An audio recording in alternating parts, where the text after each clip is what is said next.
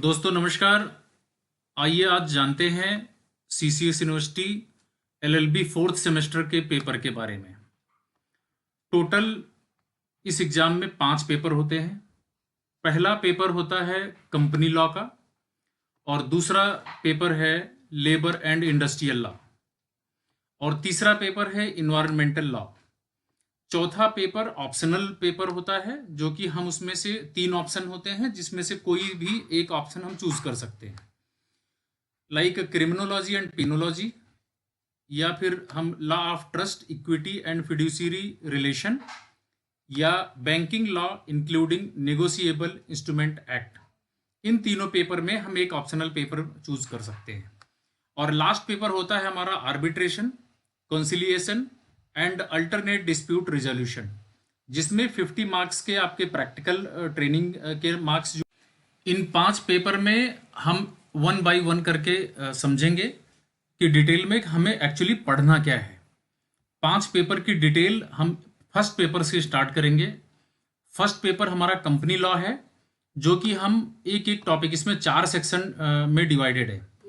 4 section में formation of companies पहला section है, दूसरा सेक्शन है आपका कॉर्पोरेट कैपिटल और तीसरा सेक्शन है कंपनी मैनेजमेंट एंड एडमिनिस्ट्रेशन और चौथा लास्ट सेक्शन है हमारा वाइंडिंग अप ऑफ कंपनीज। अब डिटेल में समझते हैं हम एक एक सेक्शन के बारे में। फॉर्मेशन ऑफ कंपनीज जो हमें स्टडी करनी है, कंपनी हिस्ट्री के बारे में कि हिस्ट्री क्या है कंपनी की, कब कंपनी रजिस्टर्ड हुई है, कब लेजिस्लेशन में आई है, इंडिया के लेजिस्लेशन में कब कंपनी का फॉर्मेशन हुआ है, इसका नेचर क्या है कंपनी का, और कंपनी के एडवांटेज डिसएडवांटेज और काइंड ऑफ कंपनीज कितने टाइप की होती है कंपनियां, ठीक है, इसके बारे में हम समझेंगे। और डिटेल में ऑब्जेक्ट्स क्या है कंपनी के, प्रॉस्पेक्टस क्या होता है, कौन सी कंपनियां इशू कर सकती हैं प्रॉस्पेक्टस, कौन सा नहीं इशू कर सकती हैं, member of the company, like आपका memorandum of association, article of association क्या होता है, इसकी डिटेल में हम जानकारी लेंगे। अब नेक्स्ट सेक्शन पे जाते हैं हम। नेक्स्ट सेक्शन हमारा कॉर्पोरेट कैपिटल है। इसमें share and share capital. Share क्या होता है, जो कि जनरल आम बोलचाल में हम लोग सुनते रहते हैं, ये कंपनी का शेयर इतना पहुंच गया, इतने में शेयर मिल रहा है, कैपिटल शेयर इतना है। तो वो सारी चीजें हम उसके नेचर, मीनिंग और काइंड्स के बारे में अच्छे से अंडरस्टैंडिंग करेंगे। और थर्ड सेक्शन में आते हैं हम।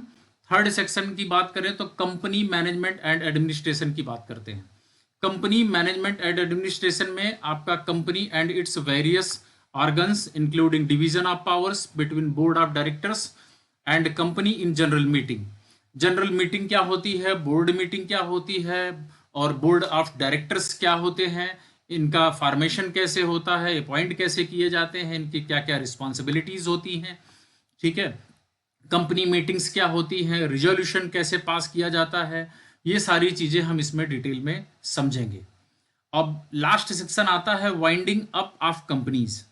इसमें modes of winding up, company को बंद कैसे किया जाता है, बंद क्यों किया जाता है और बंद किस कारण किया जाता है, कंपलसरी पार्ट क्या है वाइंडिंग अप के, कंडीशंस क्या होती हैं, पोजीशंस क्या होती हैं, वॉलंटरी वाइंडिंग अप क्या होता है, इसके भेद क्या होते हैं, लिक्विडेशन में कब आती है कंपनी और लिक्विडेटर किसे कहते हैं, अपॉइंटमेंट क्या होता है, पावर्स क्या होती है, ये सारी डिटेल्स में हम सिलेबस के बारे में समझेंगे।